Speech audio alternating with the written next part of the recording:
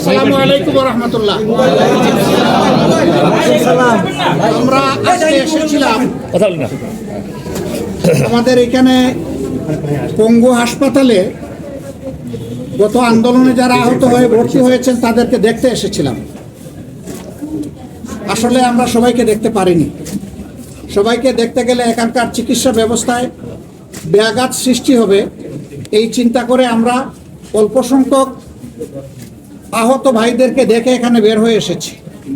ঠিক আমার পাশে আপনারা একজনকে দেখতে পাচ্ছেন, তার হাড় দুটোই ভেঙে গেছে বুলেটের আঘাতে, মাংসগুলা তেঠিয়ে গেছে। কত সময় লাগবে ভালো হতে আল্লাহই ভালো জানে। আমরা আশা করছি তার হাড়টা ঠিক দিই, কিন্তু আজকে দেখে আসলাম কতগুলা পা চলে গেছে, অলরেডি অ্যাম্পুটেড, কাটা হয়ে গেছে। এরা জীবনে ওই পাটা আর ফিরে পাবে না। তাও তারা একটা পা নিয়ে দুটো হাত নিয়ে হয়তো আল্লাহ চাইলে ইনশাল্লাহ বাঁচবে। কিন্তু যারা এই বুলেটের আঘাতে দুনিয়া থেকে চলে গেল, আমি এই মুহূর্তে তাদেরকে গভীর শ্রদ্ধার সাথে স্মরণ করছি। আল্লাহ পাকের দরবারে দোয়া করছি আল্লাহ যেন তাদেরকে শহীদের মর্যাদা দান করেন, তাদের পরিবারকে যেন আল্লাহ তাআলা প্রশান্তির হাত বুলিয়ে দেন, সবরে জামিল আতা করেন। আর আহত যারা আছে তাদেরকে যেন দ্রুত আল্লাহ তাআলা সুস্থতার নিয়ামত দান করেন।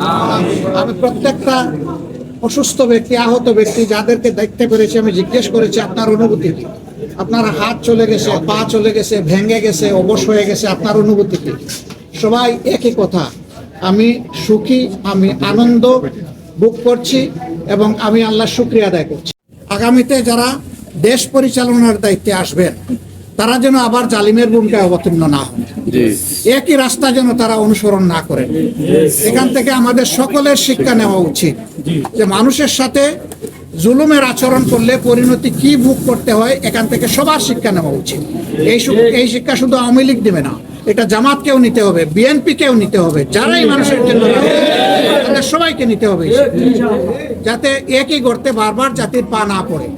আমরা এখানকার চিকিৎসায় যারা নিয়োজিত আছেন, মাননীয় পরিচালক সহ তাদের সকলকে, চিকিৎসক, নার্স, টেকনোলজিস্ট, টেকনোক্রেট, আয়া যারাই আছেন এখানে সবাইকে আমরা কৃতজ্ঞতা জানাচ্ছি, দোয়া করছি আল্লাহ তাআলা তাদের মর্যাদা যেন সমুন্নত করে দেন।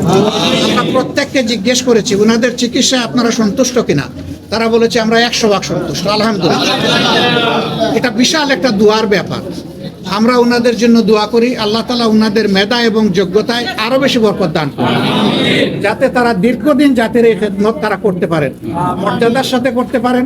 আপনাদের সকলের মাধ্যমে দেশবাসীর কাছে আমাদের অনুরোধ যে ক্ষয়ক্ষতি হয়ে গেল আমরা যেন সবাই আমাদের নাগরিক সামগ্রিক দায়িত্ব মনে করে শহীদ পরিবার, আহত এবং পঙ্গু যারা হয়েছে তাদের পাশে যেন আমরা আমাদের একটা খোলা অন্তর নিয়ে দাঁড়াতে পারি। আল্লাহ আমাদেরকে তৌফিক দান করুন। আসসালামু আলাইকুম ওয়া রাহমাতুল্লাহ।